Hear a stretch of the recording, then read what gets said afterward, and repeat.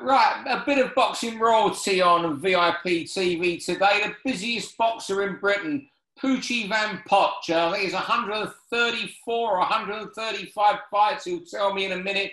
He's already had 6 fights this year. Even though no one's boxing, he's the busiest boxer in 2021 in Britain. Thanks for joining us, Poochie.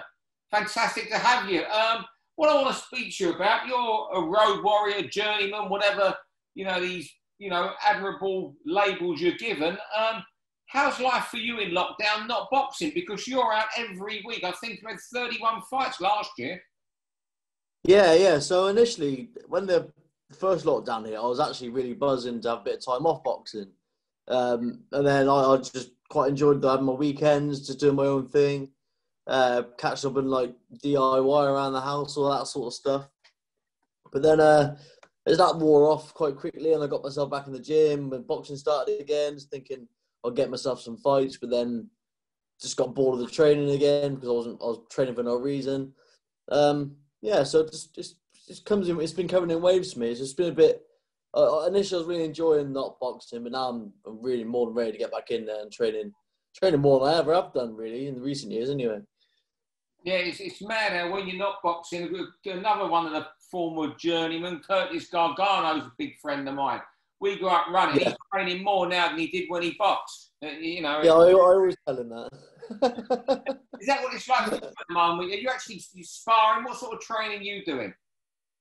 Yeah. So normally, like when I'm fighting every week, I just get a bit. Training's quite mundane for me anyway. I don't really enjoy it. It's more of a chore for me. I enjoy the fighting, and just the training just becomes just ticking over just to keep weight off really when I'm fighting every week. But lately I've been training quite a lot. I've been linking up with Rich a little bit. Obviously, boxing gyms are allowed to stay open, so within the regulations, we get a bit of sparring with his other lads, mainly Anthony Fox. I was doing a bit with that. What's his name? Johnny. I can't remember his surname now. Travelling lad, Johnny something. Who's he Ward, with? Johnny Ward. Yeah. Johnny Ward is with. He's from Chippenham. He's with Andy Lee now. Yeah. He's going to be quite good, so I'll keep an eye out for him. Yeah, I was doing a bit of sparring with those lads. But I don't normally spar a lot anyway. When I'm fighting every week, I don't spar at all. To be honest, I haven't. This is the most I've sparred in probably 6-7 years. Since I was a prospect. Yeah. So we're taking over, doing some long runs, getting quite into my running these days. Good. As you did. Yeah, it's brilliant. Well, I love it. I do. I'm glad you're enjoying. Once you're out every week, you'll stop running though because you'll be boxing every weekend. But do you fear, as a journeyman, or not fear? I don't think you fear anything. I haven't seen you enough. But does it concern you that when boxing returns, certainly the first few months, 12 months, life might not be the same for the journeyman in the sense you play that role a lot of the time where you know your job, have a walk around, give them rounds. That's part of your role in boxing in the sense that fans who want to buy tickets are going to want to see tear-ups, and also are a lot of these prospects who you go and fight who are like 6 and 7 and 0 who sell loads of tickets, could they become lost to the sport? Yeah. So I had a chat with another YouTube channel quite recently actually, and the key line that he took out of it was I've done a lot of favours for a lot of promoters, and you do, yeah, and matchmakers, and in terms of like as you know yourself, walking people around and just sort of just tucking up, not really doing much. And that's partly because I didn't really want to, because I don't really live a life. I drink beer and I eat fast food. And secondly, I'm doing favours for promoters and matchmakers, and I'm getting fights because of it. So at that time, it helped me. But now that's come back to bite me in the ass a little bit, where all those years of doing favours and losing fights, and now my record's actually atrocious. And obviously, you know yourself, my record doesn't tell half the story. Yeah, I've seen that, haven't I? So, yeah. Yeah, exactly, yeah. So, and same for every journeyman out there. It'd be like Jordan Granham. He's quality box. Great fun. Yeah, quality box. He's exactly the same stats as I did when he turned pro. William Warburton. He was probably he could have been a British champion if he wanted to be when he was coming through, but he just got lost in the system as a lot of us did. Yeah, I'm thinking maybe a few journeyman fights those days might be not behind me, but I just think I'm coming in for a tear up these days. I've been chatting to Billy Joe Saunders this week about fighting his lad on next Friday. Oh. And I've said to him, I said, look, don't look at my record and say I'm going to come in and tuck up, because I've had 8 months out the ring. I'm ready for a fight, and your lad's ready for a fight. He's ready for a step up. He's still fighting journeyman, but I consider myself a step up in journeyman to what he's been fighting already. So, I've been chatting to him about fighting his lad. So we've put that to the Matchroom guys, and we're waiting to find that out now. So yeah, that's good. But what's it like? I mean, also, from another perspective, financially, what's it like for you? Because if you're having 31 fights a year, there's not many, apart from champions, there's not many boxers earning as much as you this in a year. Yeah. Obviously, financially, it's took a hit. I'm quite lucky. I've got a full-time job. I work for a lift installation company called Brothers Lifts, and they keep me busy, and I get a nice, comfortable salary out of it. So I'm all right. The boxing's not the be-all and end-all for me, because boxing's not going to last forever. So I've been obviously thinking about my future, but we've got no plans to retire yet. But but I've still obviously been working full time. The boxing's just been on the back burner, really. What made you go on the road? I think you won 4 of your first 5 or 3 of your first 4. I know you should beat Chris Jenkinson, another guy who got in the system, who was a good fighter when he was at the start. Yeah. I've spoken to Chris Jenkinson many times. I felt I got the hometown decision that night, and I'm making no bones about it. I'm honest enough to say that was the case. It was a draw at best, I think, for me. But yeah, I beat Chris. So I had my first 2 fights in the home corner. I'm from Gloucestershire originally. Yeah. I had 1 fight in Gloucester, 1 fight in Swindon, where the guy that was managing me, Keith Mayo, was at the time, and he just put shows on there. I won my debut, and then I lost my second fight. I just had a really off night against Jerome Samuels, and he beat me. And then I got a phone call saying, "Do you want to fight on Friday?" Like, this is like a couple of weeks after I lost my second fight. It was like a Monday, Tuesday afternoon or something. So, do you want to fight on Friday? So I was quite naive at the time. I was like, how the hell do you want me to go up to London on a Friday night on 4 days' notice and sell X amount of tickets? And Keith said, no, you're the away fight. You just turn up and fight. So I was like, say that again, but in English, please, mate. So he just told me, all I need to do is just turn up and fight. The other kid sells the tickets. So I was like, fine, absolutely fine. So I turned up there, absolutely battered the kid, won every single round, and got the decision for every single round. Mickey Van, classic referee, gave me a nice fair decision there.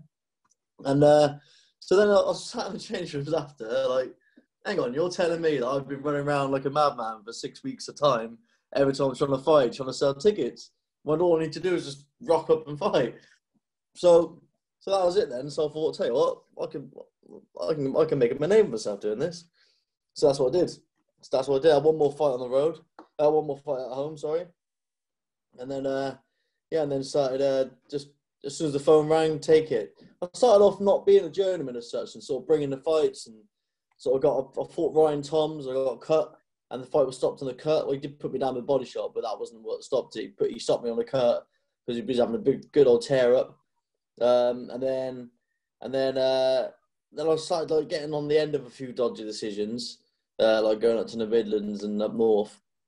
And then that's when I just thought, I know the game now. I know what journeyman's all about. I said, here we go then. This is where I just start. And then, the first fight I can really remember being a fully fledged journeyman was against Johnny Coyle at York Hall. Okay. Turned up, had to cut a shitload of weight for it. Weighed in at 10 stone 10, which is unheard of now for me. And then, just thought he was quite good, quite skillful. I thought, I was going to play it safe here. And that was the first time I really thought, I'm out and out journeyman now. And that was probably about 8 fights in. Yeah. Do you feel... Okay. Do you feel insulted when people look at your record and say you can't fight, where they don't appreciate what it takes, the toughness and the ability you have to go on the road. Yeah, but like, I don't want to say insulted. Insult is the wrong word, but I say it's people that are making those assumptions and making those snide comments. I haven't got a clue what they're talking about anyway. So you got to take it all with a bit of a pinch of salt. And then, like, I used to work as a barber, and the amount of times, classic barbershop talk, what are you up to this weekend, blah blah blah blah. So, I've got a boxing match. Oh yeah, what's your record? So then I have to explain why my record's so terrible and what a journeyman is. But the amount of times I just get blank stares after I explain the ins and outs of what a journeyman is, they just don't understand it. They just don't understand it. And they go, oh, well, if I was fighting, I just want to chew the lips off. But no, you wouldn't. You wouldn't get a clue, mate. Did you ever strip a bit more hair off when they said that? Did you ever give them a cheeky little number 1 instead of a number 3? They're left looking like me then. Tell us about your relationship with Richard Farndon. I know Richard well enough, see him around. How did you and Richard come together? Oh yeah, so like I said, I was managed by Keith Mayo in the early days, and Richard had actually been to a board interview that same day that I was up there sparring. I hadn't long turned pro. I think I was 1-0 at the time, and Rich wanted to turn pro with Keith. Went to a board interview and got rejected because of his age and experience. So he just decided to be a trainer. So then, as I started bumping into him in the gym, he was doing a bit of training. He was training Calvin Young and training other fighters. And I was trained by Tony Borg at the time. I was with Tony. Tony Borg, yeah, because I used to go there because he was quite close to Newport for where I was living in the Forest of Dean. And so then there was on my third fight, Tony couldn't come for whatever reason. So I remembered Rich. I said, mate, do you fancy still working Friday? I've got a fight, but I've got no one to go with me. And I was doing the weight cut for that fight at Keith's gym. And that's what I said to Rich, do you fancy coming up with me? So he said, yeah. And then, me and him just hit it off, become real good mates immediately. And then we've been together ever since, really. I think I had one more fight with Tony. And then I just thought, I'm just going to go with Rich now. Because I don't really need a lot of looking after. Rich is quite new, getting his feet under the table in the professional boxing ranks, and Tony had bigger fish to fry. So I just thought, me and Rich, we're going to two-man it, and then we've been best mates ever since. Have everyone fought in those 134 fights? Who's the best? Where you come out of that ring and you thought, wow, I earned my dough that night, and it wasn't because maybe you hadn't been near a gym for 3 weeks or something, where you've got out and you thought, whatever happened, whatever shape I was in, I would never have got near that person. Lerone Richards, hands down, he was absolutely brilliant. I couldn't get near him, couldn't get close to him. He just played with me for 3 rounds, and as soon as he put his foot on the gas, he got me out there. And that was the last time I've ever been sort of out my depth and stopped. Yeah, it was interesting. He's a bit of a pure boxer as such, and what you find with a lot of these journeymen, a lot of these guys, these ticket sellers, should we call them? Yeah. Come out and they just try to take your head off. Whereas someone like Lerone would pick his shot. I mean, I'll go back to Peter Buckley. I asked him once who really did a number on him, and you think he would say, "Now someone like that." He said, "Jim Mackenzie just picked his shot, got him out of the way in the 3rd round." Yeah. So it was him, Lerone Richards, and Zach Parker, my top 2, just because they got it all. They can punch, they can box, they can set the shots up well. Where if you've got someone coming in just throwing shots at you, it's easy. It's easy. Yeah. But these guys just systematically broke me down. Like Zach stopped me, but it was a cut. Terry O'Connor stopped the fight on a cut, but it was one-way traffic for 4 rounds on his debut. So I see why he stopped the fight. It was just a good out for him, I think. But I would have heard the final part of that with Zach, but I wouldn't now. He's good now. Well, what goes through your mind when you go on the road, you have a walk around with someone and they get out the ring and the guy generally believes he's the next world champion? Otherwise.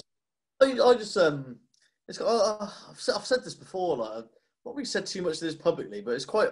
I've rolled my eyes a lot to these people. I was just like, it's like, mate, I had 3 points last night, and and I've come in, not got out of first gear, and you haven't put a dent in me. And then like these kids, like because they've stolen the tickets, and I've had the promoter backstage asking me to do him a favour. Yeah. Man. But if I at any point in some of these fights put my foot on the gas, Yeah, I know. yeah, and it happened once, and I didn't get a reply for one matchmaker for years. I had to apologise to him. Really, you know what? It's such a game, isn't it? It's Yeah. I can't believe that people will listen to that story having to apologise to get work, and that is what it's out there. Yeah. So Mate. Great. Sorry. Go on, mate. Go on. Now, how much longer do you think you go on for on the road? You still look, your face looks fresh. You're only 30. You know, are you aiming for 200, 250? Yeah, well, so my motto has always been one medical at a time. I'll take it one medical at a time. If there's any sort of change in my brain scans or any sort of injuries whilst I'm getting my medicals that flare up, then I'll sort of assess it. But the goal now is 200 fights. I've still got quite a few months left on my medical at the moment. I've got to renew my license on Friday, actually. So just, like I said, one medical at a time, but going for 200 fights. And then 200 fights, and who knows? I said after 100 fights, I didn't really know what I was going to do. And I felt a bit flat the week after my 100th fight, because the goal for so long was to get to 100 fights. And then the day after, I just felt a little bit flat. I spoke to Rich about what I wanted to do, and he was like, just enjoy what it is. Just keep fighting, keep enjoying it, and then just keep going. And then I just found a buzz for it again, and then it's just become, right, I want to now break. Because I had a record for, I think it was me and Kevin McCauley, which were tied for 33 fights in 1 year. Yeah. As a record on the BBBSE. But yeah, so I was like, right, I'm going to beat that next year and come up short by 2. Won 31, got 31 fights. And then I was bang on course this year. I think I started the first fight this year was first start of February. Say again, mate. 6 this year, or were you squeezed in? Yeah, I squeezed 6 in at the start of the year. So that was from February till middle of March, obviously before the lockdown. And then, but I just can't get a look in at the moment. Like none of these, I've been overlooked, and matchmakers aren't even giving us the opportunity to first refusal. But I think initially it was all fighting. They wanted all winning records facing each other for telly, but that sort of started dwindling off now. So yeah, I've just started doing a bit of networking myself. Obviously, Rich is my manager; he does a standout job. He's great. I just think every opportunity I've seen, I've been just putting the word out there to that said matchmaker or promoter, and then I've just been passing the details on Rich's details on to them. So it's coming on. I might have 2 fights potentially in December in a pipeline, just depending on what happens with Matchroom and whatever. Billy Joe's said he'll have the fight. He said he's fine with it. So I'm just waiting for confirmation off Ross at Matchroom and already. Yeah, I think with the crowds coming back now, they're likely to start moving up to 10 fight cards and things like that. Yeah. There'll be off TV fights and things like that. Yeah. So I'm sure come January, February, it's going to pick up for you. You might not get your 30, 33, 34 fights in next year, but it's something in 2022 you could reasonably go for. Oh yeah. Like I said, I'm not too fussed at the moment. I'm just quite enjoying just getting back in the shape at the moment and sort of seeing how my body reacts to training properly. I've been quite enjoying it. Hello? I might knock a little 6 rounds out in the bag if I can be bothered, but 9 times out of 10 I can. So, but like recently, I've been getting back from work. Like last week, I ran 30 miles. 30 miles I ran last week. That's ridiculous. Brilliant. And then so then once the gyms get back open next week, I'll start alternating it, running, getting in the punch bags, do a bit more sparring. So yeah, that's the plan. Just keep going. All right, Poochie, that's absolutely fantastic talking to you tonight. Really, really, really enjoyed that, getting an insight into your life as a boxer. I'm sure people enjoy listening to your story. Yeah, mate, I hope so. And Yeah, who knows? Might have a few more Road Warriors on the cusp of turnover. Who knows? For all boxing info, news, and latest interviews, amateur and pro across the north, click and subscribe. VIP Boxing Promotions. Also, Twitter, Instagram, and Facebook.